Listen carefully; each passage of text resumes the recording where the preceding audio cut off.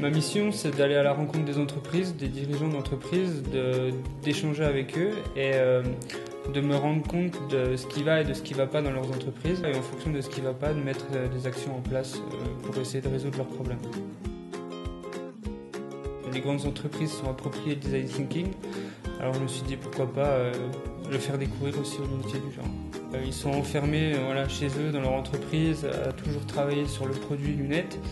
Et l'objectif en fait de ce genre d'action, c'est de pouvoir les faire sortir de leur quotidien et imaginer d'autres choses. Travailler sur d'autres produits, d'autres concepts, d'autres idées. Et aussi de travailler avec les autres designers des autres entreprises.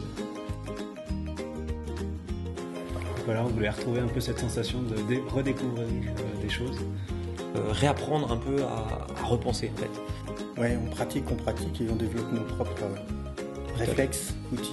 J'avais la curiosité de voir comment tout ça pouvait être synthétisé aujourd'hui, formalisé. Je m'attendais à un truc très théorique. Pareil, moi je savais pas trop à quoi m'attendre parce que je connaissais pas le terme il y a encore peu de temps. Design thinking, je me demandais si c'était pas...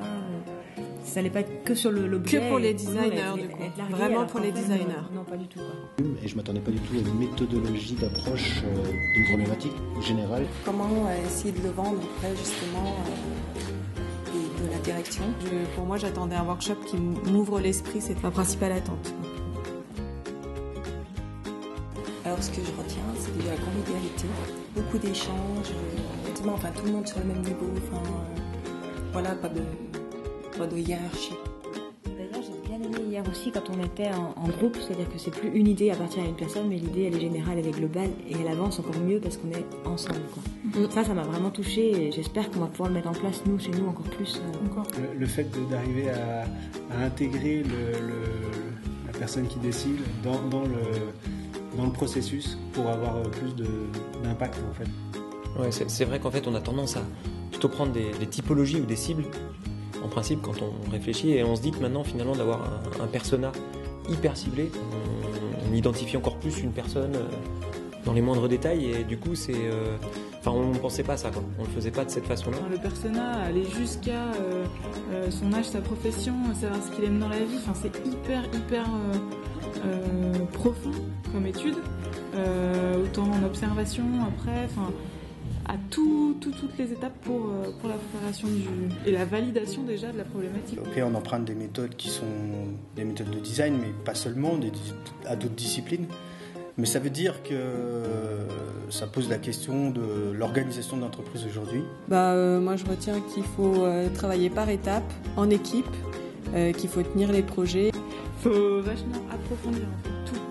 Et il semble avoir un intérêt partagé pour le design thinking. C'est que finalement, ça veut dire que la structure d'entreprise actuelle, elle peut pas résoudre les problèmes tels qu'ils sont aujourd'hui. Et finalement, c'est ça qui m'intéresse. Rien ne se fait au hasard, tout s'étudie. Il faut toujours aller plus loin et quand tu crois que c'est facile, d'accord, on purge le facile et dépasse-toi. C'est vraiment ces processus dépasser. Ce que je retiens surtout, c'est la préparation. C'est-à-dire qu'en fait, je pense qu'un projet se prépare bien en amont. Avant de même attaquer le projet, on va voir les problématiques des personnes. Et ça, c'est pour moi plus une découverte parce qu'en général, on part souvent sur des certitudes, d'un instinct ou de quelque chose qui est déjà posé, d'un cliché.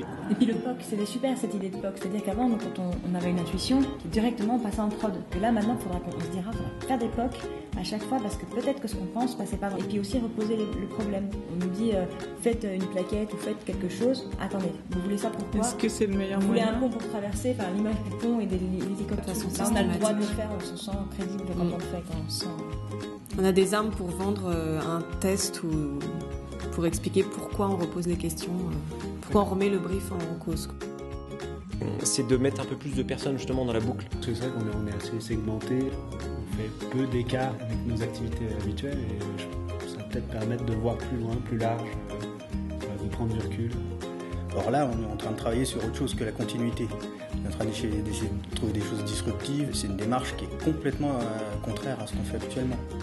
c'est intéressant et ça nous fait dire qu'effectivement, peut-être qu'on pourrait l'intégrer plus souvent dans nos process où on est la tête dans le guidon.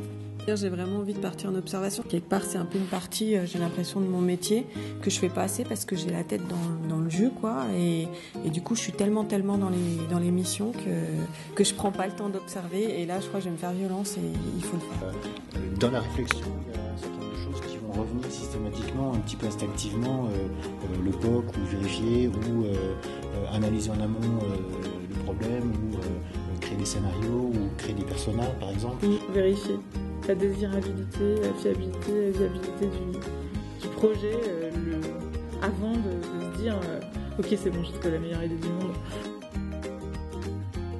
Les gens, je les ai vus vraiment très motivés sur ce workshop parce que là, c'était vraiment pratique. Je m'attendais à vraiment beaucoup plus de théorique que ça.